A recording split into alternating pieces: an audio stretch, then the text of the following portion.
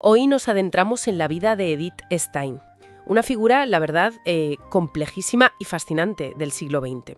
Tenemos aquí varios artículos, textos académicos, que dibujan un itinerario vital, bueno, realmente asombroso. Pasó de ser filósofa, judía, agnóstica, declarada en su juventud, a monja carmelita y finalmente mártir y santa católica. Pues sí, nuestro objetivo hoy es intentar desgranar un poco las claves de ese viaje. Un viaje intelectual y espiritual intensísimo, ¿eh? Y todo esto en medio de una Europa, bueno, convulsa es poco decir. Una vida que, vamos, yo creo que da mucho de pensar. Empecemos por el principio. Nace en 1891 en Breslavia, que entonces era Alemania, hoy Polonia, en una familia judía, además bastante observante.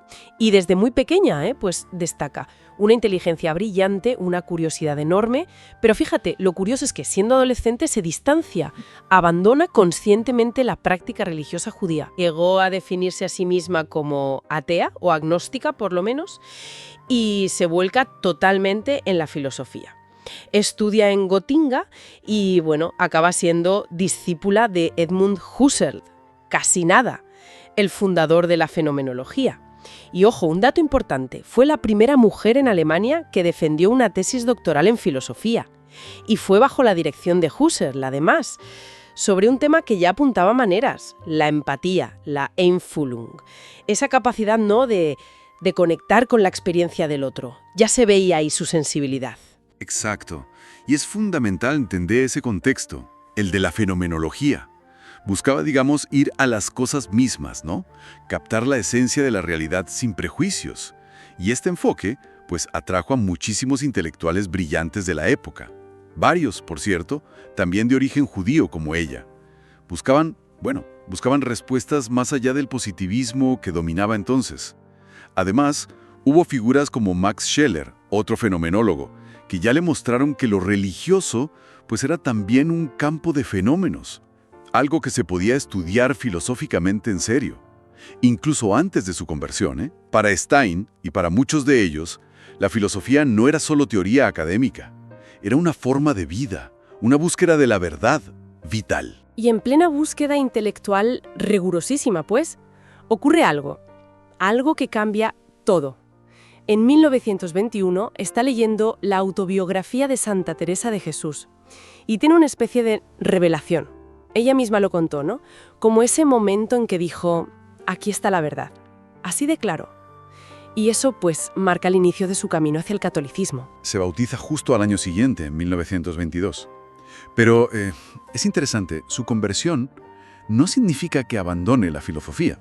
Para nada. Lo que hace es reorientarla.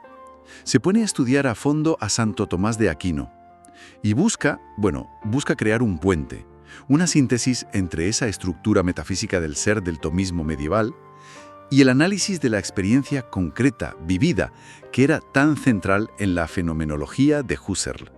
De ese esfuerzo titánico salen obras muy importantes como Ser finito y Ser eterno. Y esa búsqueda de síntesis, esa coherencia vital, la lleva a dar otro paso, bastante radical, justo cuando el ambiente en Alemania se estaba poniendo, muy oscuro. En 1933, que es el año en que Hitler sube al poder, decide entrar en las Carmelitas Descalzas, en Colonia, y toma el nombre de Sor Teresa Benedicta de la Cruz. Ella, siendo de origen judío, era perfectamente consciente del peligro que se cernía y asumió el destino de su pueblo como algo propio. Hay una frase suya muy fuerte: la suerte de este pueblo era también la mía. Sí, no fue una decisión, digamos, ingenua o escapista. Comprendía perfectamente la gravedad de lo que estaba pasando. De hecho, llegó a escribir una carta al Papa Pío XI, alertándole directamente sobre la persecución nazi y el antisemitismo. Al final, la situación en Alemania se hizo insostenible para ella, y a finales del 38 la trasladan. Va al Carmelo de Eschet, en Holanda, buscando un poco más de seguridad. Una seguridad que, ya sabemos que duró poco, porque los nazis invadieron también los Países Bajos. Y ahí la historia se precipita. Ya estamos en julio de 1942. Los obispos católicos holandeses leen en las iglesias una carta pastoral, una condena pública y muy valiente de las deportaciones de judíos. La reacción nazi fue brutal. Inmediata. Ordenaron detener a todos los católicos de origen judío, como represalia.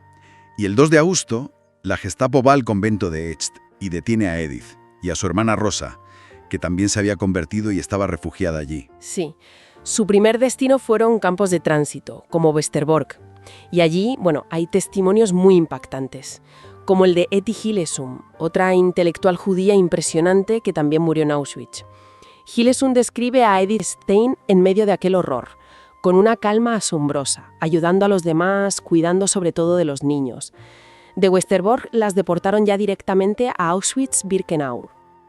En sus últimos escritos, sobre todo en uno llamado Ciencia de la Cruz, había reflexionado mucho sobre el sentido del sufrimiento.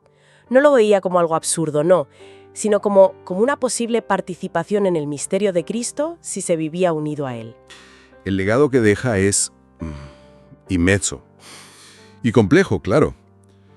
Fue beatificada en 1987, luego canonizada por Juan Pablo II en 1998. Se la reconoce como mártir por la fe y víctima del Holocausto, las dos cosas.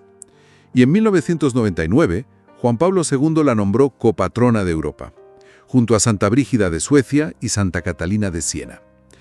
Casi nada. Y su pensamiento, sigue vivo. Se estudia en filosofía, en teología, sobre la condición femenina, en el diálogo entre religiones. Es una figura que no se agota. Edith Stein veía toda su vida, su itinerario, como un camino coherente, un camino filosófico y espiritual a la vez. Ella lo llamó del ser finito al ser eterno, una forma de ascender al sentido último del ser. Quizás la reflexión que nos deja su vida podría ser esa, ¿no? Cómo esa integración valiente, esa unión entre una búsqueda intelectual honesta hasta el fondo y una experiencia espiritual profunda.